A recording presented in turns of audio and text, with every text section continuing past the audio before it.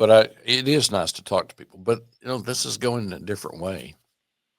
So that's all happening. All right. So we'll spend some time on the tax implications of this. There is my DC debrief with Alex Cameron. Which, by the way, Alex will be in Oklahoma next week. I'm going to be doing that segment with him live in person next week. But you've got this 2025 budget still has to be taken care of, and then you've got the debt ceiling thing and the taxation of this. I mean, it's where that you go with this infrastructure, the Biden infrastructure money.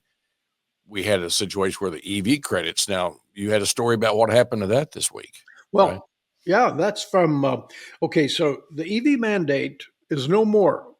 The one that was announced by Biden, and Attorney General Gentner Drummond leapt on that immediately, and because Oklahoma was one of 21 states, I believe it was, that challenged this and won a lower federal court ruling that said the EV mandates, which were an attempt to push out gas-powered or fossil fuel-powered vehicles all across the country, was unconstitutional, was illegal. And so then this week, the Trump administration reversed a lot of that mandate, and the Federal Highway Administration withdrew. Now, this was a challenge that it made to the lower court ruling under the Biden administration. This week, the Federal Highway Administration withdrew its challenge. So, fait accompli, the mandate is gone. And so Gentner Drummond was excited all about that. That was the second press release, well, maybe third or fourth, that he issued this week. Well, he's running for something. Well, he issued another one regarding. We're not done yet. But wait, it's like a Ronco commercial. But wait, there's more getting there. There's more. And this one was about BlackRock Inc., the world's largest asset manager based in New York.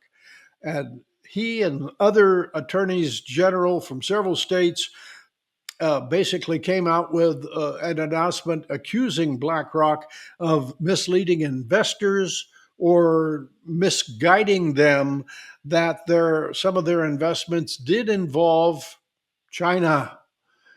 And so he had quite a lengthy press release on that.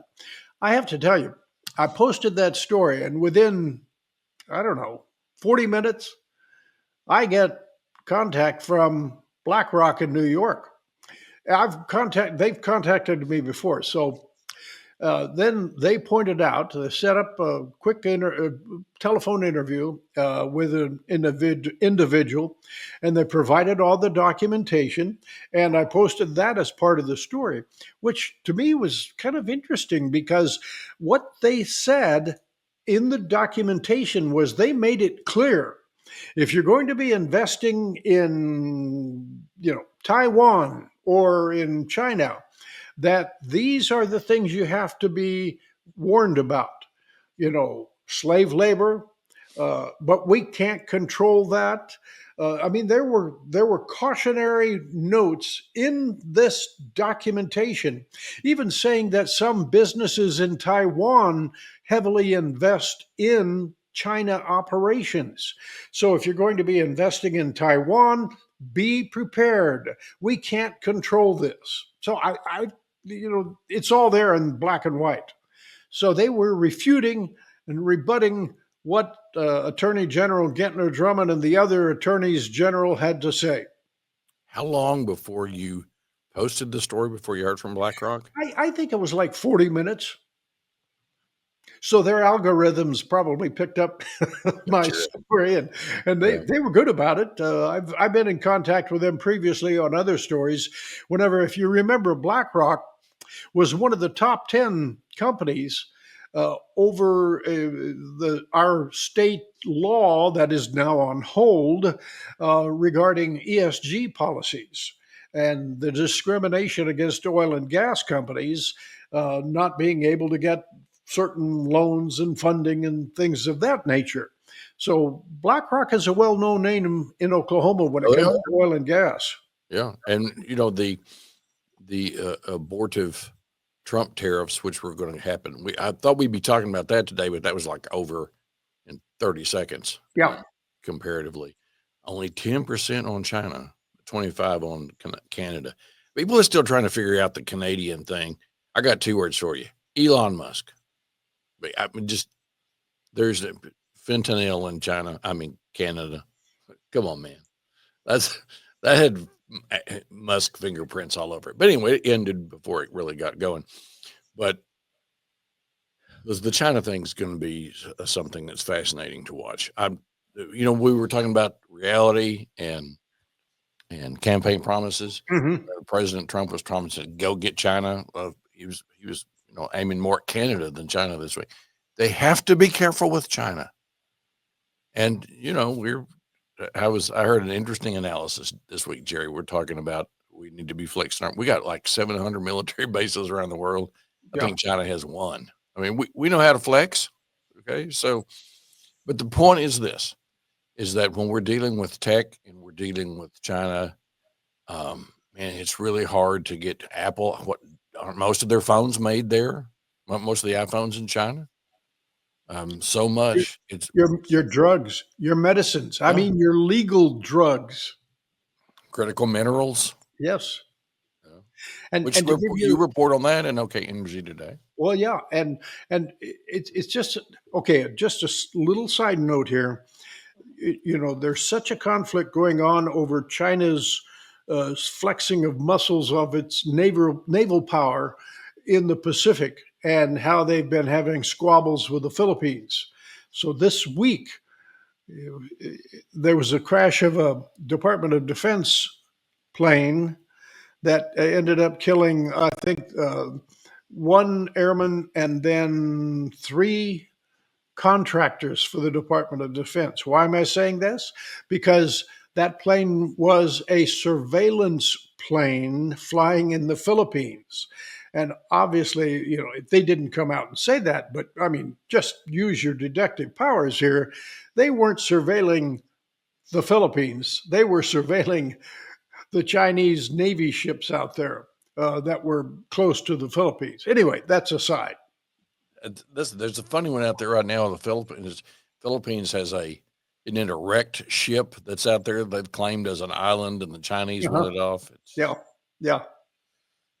Okay, it's not a good time to be isolationist, and No, especially in your news, yeah. you've got to.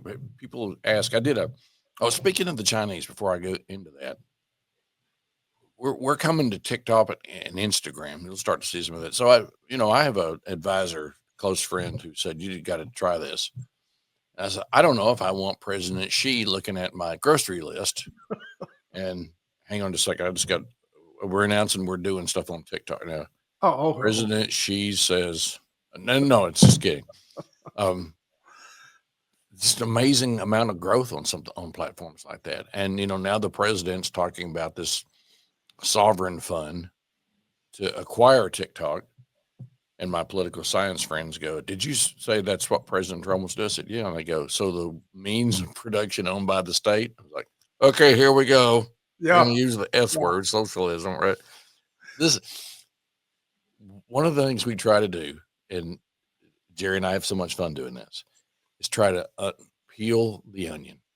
It's just, Wizard of Oz, whoever wrote that. Do you remember whatever the author was of that particular book before it became a No, I don't. G. Wells or something? Anyway, my whole point is that don't look behind the curtain. That's right. It messes up the illusion, right? Yeah, but we want to look behind the curtain. I told you this week, by the way, that I just had, a wild hair. And so we watched the movie All the President's Men the other night. And it brought back a lot of memories. I mean, just on what you're supposed to do as a reporter or as a journalist and peeling back the onions. And boy, they had a heck of a task in front of them to do that. But it just reminded me when you said, peel the onion. Yeah. Yeah, that was a great one. I remember the advice. Remember Mark Felt, who was Deep Throat, Yeah. on the stuff that we're doing, and we start getting into legislation. And believe me, we're going to get into Rover. Yeah. Not today, but we'll be getting into that. 3 words: Follow the The money. or as Ben Bradley told them after getting confirmation on more and more of the goods on the Nixon White House, go for it, baby. Yeah, we'll try to do that. Yeah. All right. It's a fascinating week of stories on OK Energy today. You need to add that, and we'll keep bringing up. I mean, this aspect of AI and impact on energy and the projections that are happening versus what is happening on the ground. It's just going to be an interesting. It's why democracy is so good. You got so many points, and another reason that we need a free press. So here we go. Mhm. And amongst the best to ever do it, Jerry Bonin at OK Energy today. Thanks to you, and make sure you go to OK Energy today, sign up for that daily newsletter, and appreciate our friends at oklahomamemo.com. Go Yes. check out their product. We'll see you next week on OK Energy Today and Mitchell Talks Energy Podcast, and whatever else we can come up with, we'll be here.